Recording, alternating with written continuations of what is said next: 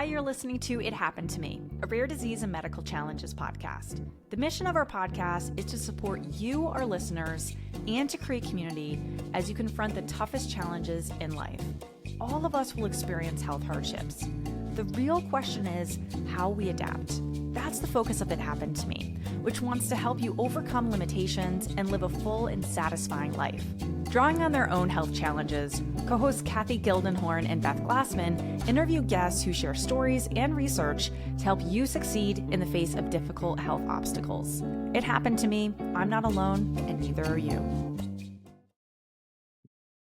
Today's episode explores what happens when the body suddenly stops doing what it's always done, and how resilience, early treatment, and determination can lead to recovery. Joined by Ra-Jon James, who was diagnosed with Guillain-Barré Syndrome, a rare neurological condition that can cause rapid muscle weakness and paralysis.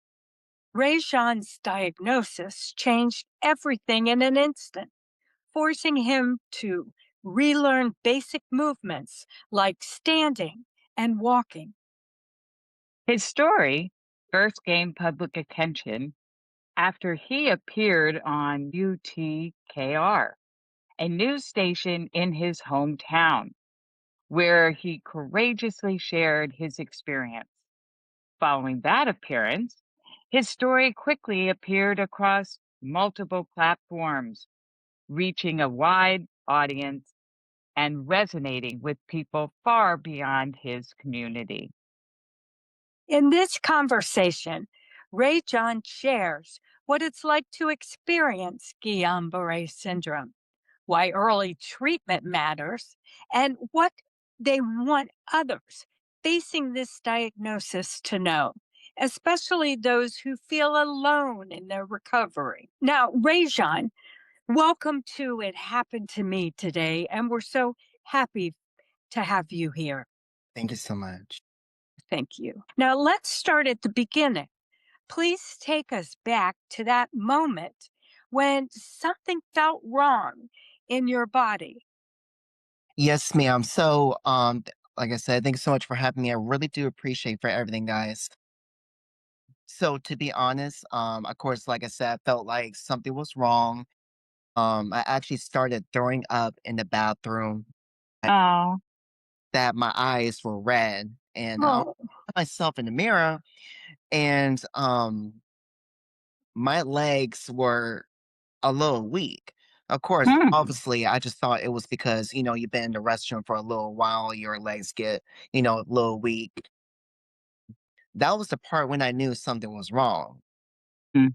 When I was driving to urgent care, I've noticed that my hands on the left hand, was falling asleep just a Hmm. little bit when I rushed myself to the urgent care, which was patient first, just to check and see what's going on.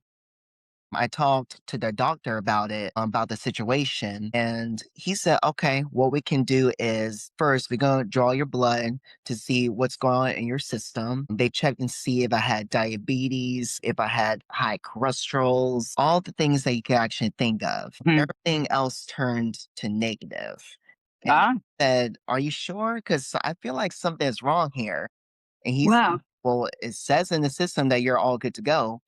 But oh, is that he asked me, what we can do is, can you try walking a straight line and come towards me? mm, And I said, okay, that's fine. That's very easy. So when I tried walking a straight line, I failed. And then he told me that this is just a flu. I said, ah, this cannot be Just be, yeah. this cannot be a flu. Um, ah, and then he told me to rest for like a couple days. I said, okay, that's no problem. mm-hmm. So when I was resting for the past couple of days, of course, I was back in the restroom. I started throwing up again. Oh, And when I got out of the bathroom, I collapsed oh, Oh, in my apartment. I wow. just couldn't even move my legs. Let's say that you remember how to walk, but your body doesn't. Doesn't. So your symptoms progressed like immediately after you left urgent care.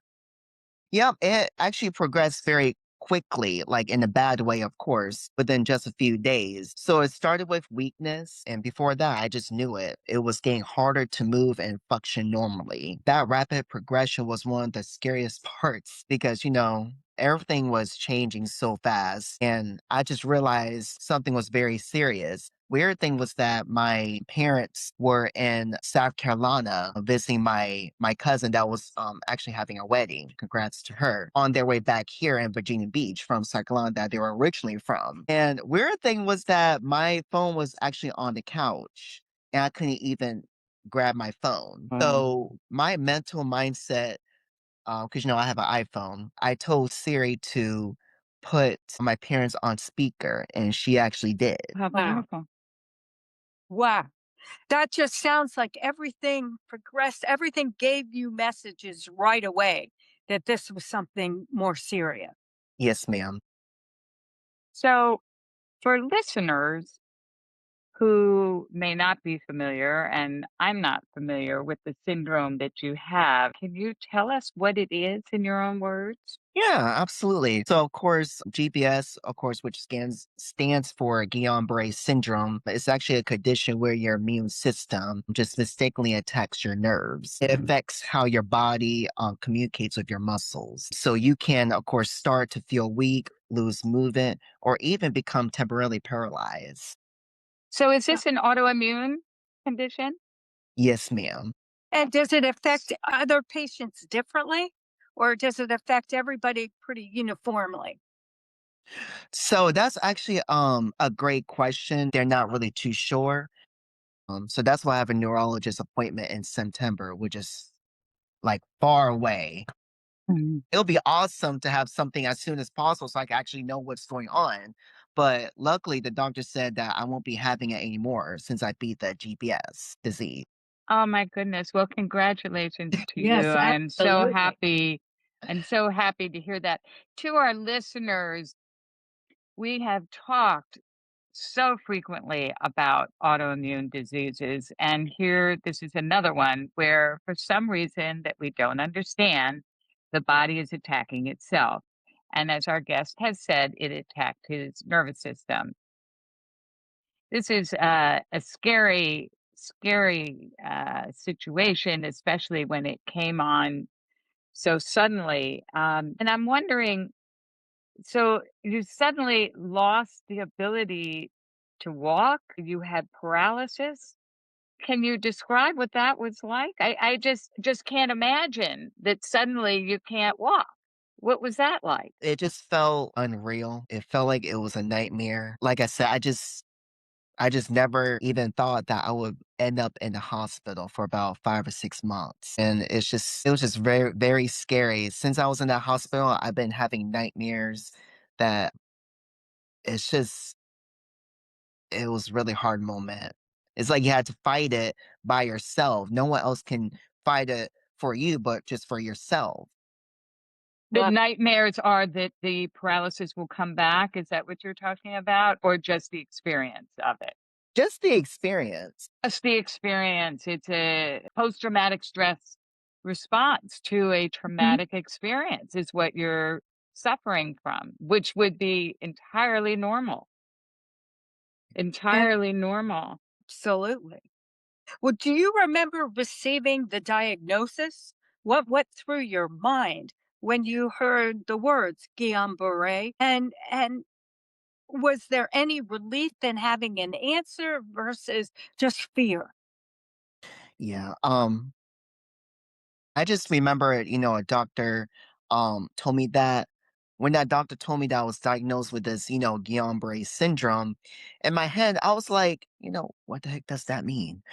Right. The Uh-huh. doctor was, talk to me, step by step. He was just letting me know that it's just the immune system attacking your nerves. You just won't be able to walk, talk, or anything like that. I was just very terrified. And Oh, I was just very confused. When I was on oxygen, I was on so many different oxygen systems in order to try and breathe. mm. Now, what doctor actually did the diagnosis? Was it a general doctor or more of a specialist? It was a general doctor that actually diagnosed me with that. Wow. This followed like a week or two when I was in the hospital when he diagnosed me with that. Right. And how important was early medical treatment in your recovery? And what would you want others to know about recognizing symptoms? Yeah, absolutely. So of course for the early treatment that was, that was very important and was definitely going, doing the plasma exchange. If you guys don't know what that is, it's just filtering your blood to remove the harmful antibodies that were attacking the nerves. So all I'm going to, say is if you feel like something, feeling weird about your legs or can't even swallow food or having a hard time staying up, go to the emergency room immediately. That's all you can do. It's better to listen to your body than trying to rest and do it for yourself. Good words of advice. It's very, very good. Absolutely. Yeah. So getting back to your inability to stand and walk, wondered, it has to affect how you think about yourself and your ability to be independent. You're a young person. What went through your mind? Yeah. Um it this felt like my life was shrinking. This was a total shock that this happened. Before this stuff happened, I worked, hung out with my friends and family. Mhm. Of course, lived a normal life for any human, being on this earth. So, some of the biggest fears that you had early on, what were those? Yeah, the biggest fear I faced was, through this traumatic experience, I was asking myself, am I going to live? Is this Mm, years of recovery? Am I going to be able to walk soon? I asked my mother when I was well, I forgot to tell you this.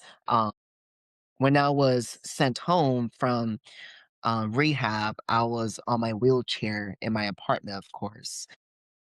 I looked through my window, which was, I saw my car, mhm. actually crying, looking at my vehicle.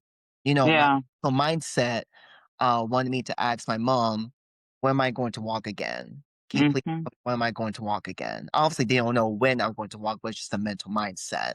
She was saying that you are going to walk again. You just got to Oh, keep on going and just keep on speaking to existence and just stay in prayer because the Lord will definitely provide a way for you. the Wow. doctor said that. No, my mother said that. Your mother said that. So That she was sounds like a very mom. positive. She was a real source of Yeah, he's strength kinda for like a you. dog. Yes. Yeah. No, it sounds like that she was a real source of strength for you. So you were lucky to have someone to turn to right away who was going to be at your side and provide that positivity.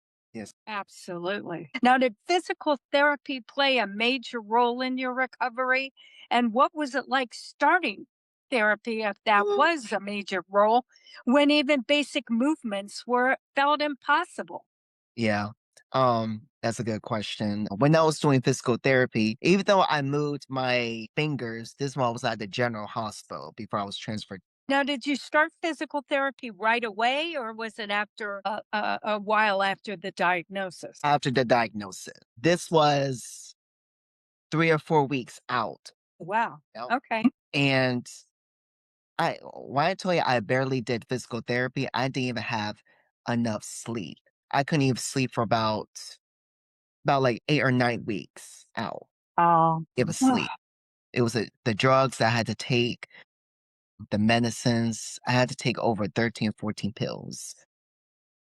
And I was hallucinated so you couldn't sleep because of the medication or from worry? from the medication. From the Oh, medication. wow. Oh, Like people in my mindset, I was seeing animals.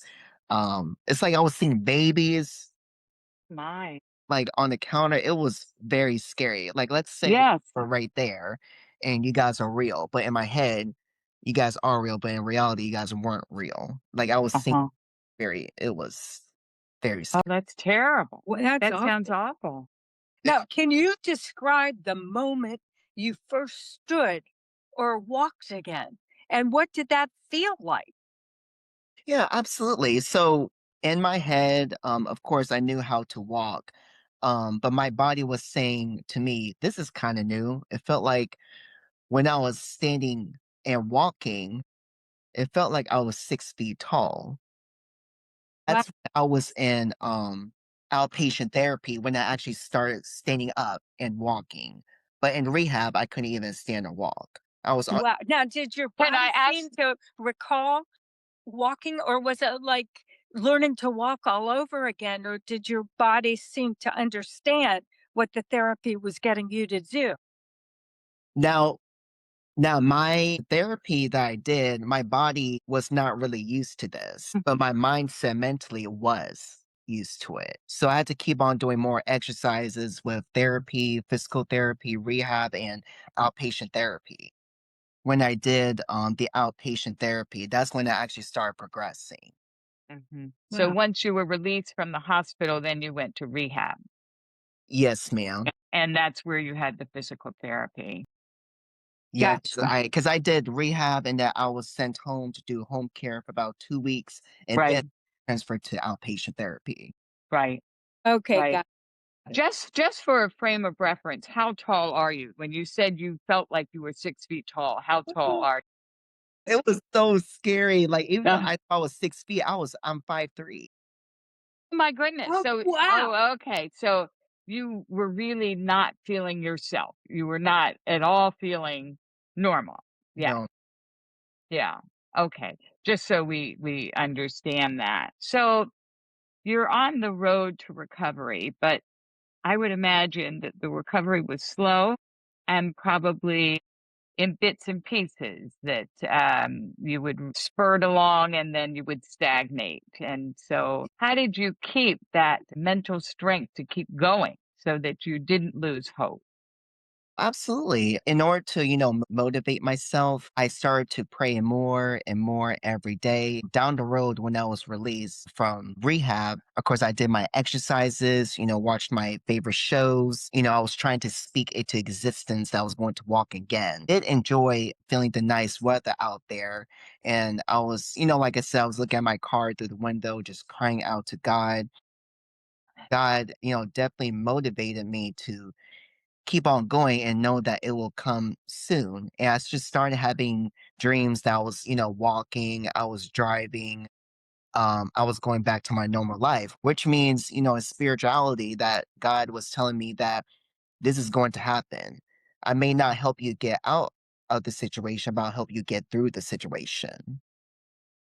Well, I'm glad that your faith was there to help you keep you motivated and keep you strong. I was going to ask you how you kept that mental attitude, but it seems through faith was important. Anything else that you can talk to that helped you? Oh yeah, absolutely. Definitely my friends and my family. They have Uh-huh. supported me, especially my parents. They helped me financially and um That's beautiful. So they really made up your support system. Were there others that made up your support system during this time? And how did everybody help keep you going? yeah, absolutely. So they, kept me in prayer. They just spoke into existence for me as well, not just for me, but other, support systems saying that I will definitely walk again.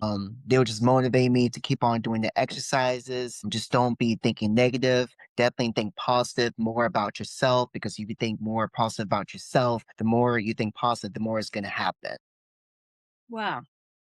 That's remarkable. Well, were there specific things that your parents or people did that made you feel especially supported or encouraged? Yeah, absolutely. I just remember I was, being lazy just for a little bit in the hospital bed in my apartment they had to do. And they didn't really necessarily yell at me. They were just saying that you need to get up, get out of that bed, Mm, and we need to mm, keep going because I remember my best friend told me, remember this, that the waiting is waiting for you. mm. Have you ever heard of Guillain-Barré syndrome before your diagnosis? No, ma'am. I have never heard of this Guillain-Barré syndrome. I mean, Mm. obviously, you guys might think that you only think about COVID. Like, of course, we all thought of that, but I never even thought about this Guillain-Barré syndrome. So now No, you really want to raise awareness. Yes, I'm just wondering, you're talking about your friends and your parents sort of encouraging you to get out of bed. So that gentle nudge is what you're talking about, the friendly, gentle nudge to keep going. I wondered what you wish more people knew, even your healthcare providers, or understand about your condition. yeah, that's actually a very good question. The biggest thing that I actually wish people understood is that Guillain-Barré syndrome is a race against time. Mhm. For the general public, I just want them to know that it doesn't look like a typical, illness. Just it doesn't always start with a fever or a cough.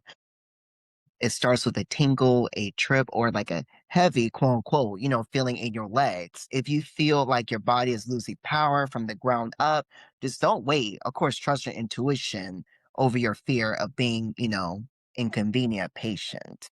So, how has this experience changed about how you feel about your body Yeah, that's of a- and really and about your future? course. This actually has changed everything. Huh. Sure, in a positive way. This has, taught me that, don't depend on your own understanding. Of course, be patient with God and yourself as God is patient with you. My life I'm at right now is at peace. I How go wonderful. to public or whatever. I just be thinking about what I went through in a positive way. And it just lets me know how far I came, It's my duty to let, people know about this. That's beautiful because I know in our audience or when you're speaking to other people, for those newly diagnosed with GBS, they must be terrified. And just that you can give them something to hold on to is incredibly helpful. Is there anything else you'd want to tell them or want to tell our audience that you found particularly helpful and motivating? Of course, if you're terrified and going through this, you may be scared right now, but just know that you're going to be okay. Like I said earlier, God might not help you, get out of the situation, but He'll definitely help you get through the situation, especially your family and your friends, your close loved ones. That's what my big question is what advice would you give to loved ones about supporting someone through this paralysis or neurological recovery? And just know too that if you're going through this situation, it may not be a Guillain-Barré syndrome. It just knows that you are one of the strongest soldiers on this earth. And I do believe that in my heart. And you are seen, loved, and heard. Well, that's very That's nice. nice. So nice. Now, I know you said you wanted to raise awareness, and you've done that through your story and very effectively. You're a very good spokesman for the syndrome. You've really shared the terror of it and then really your miraculous recovery through strength. Um, so I wondered, what do you hope for the future? Yes. So I just know for a long time, hope looked like a very specific goal, walking again, getting back to work or reclaiming my old life. But today, hope looks a lot different now. To me, hope looks like resilience and motion. It's the understanding that even when your body breaks or your life takes a detour you didn't even ask for, your identity remains intact. Mm. Hope is a quiet voice that says, this is a chapter, not the whole. Huh. Today, hope is seeing my story to serve as a map for someone else who's currently in that dark room, wondering if they'll ever stand up again. It's knowing that my 12 years of professional, experience and my battle of GPS, which only lasted for like, 7 months, they are both parts of a person who knows how to fight. Mm. Wow, that's wonderful. And is that the message? What message do you want our listeners to take away about resilience, healing, and believing in recovery? Course, the biggest takeaway I want to leave with everyone is that resilience is a personality trait. It's a decision you make every single morning. We're not Mm. At my lowest, I realized that healing is a straight line. There are days when you move forward and days when you feel like you're sliding back. But believing in recovery means trusting the process when you can't see the progress. And I officially graduated from outpatient therapy January 14th of this year. So I Oh, know. congratulations. Yeah, That's great. that's wonderful. So I'm walking normal and I'm standing good now. I could actually run perfectly now. Oh my goodness. Wow, that's Are there fantastic. are there any repercussions on your body that you have to live with that are changes even after you've supposedly recovered from GBS? Are there any lasting scars or changes? No, ma'am. Everything is else looks great now. I just remember I actually had a trach right here in my throat, and this stuff is healed now. Yeah. Wow, I don't even have to, live with that anymore. Wow, that's huge. that Yeah. is huge. Well, Ra-Jon, thank you for joining us on It Happened to Me today.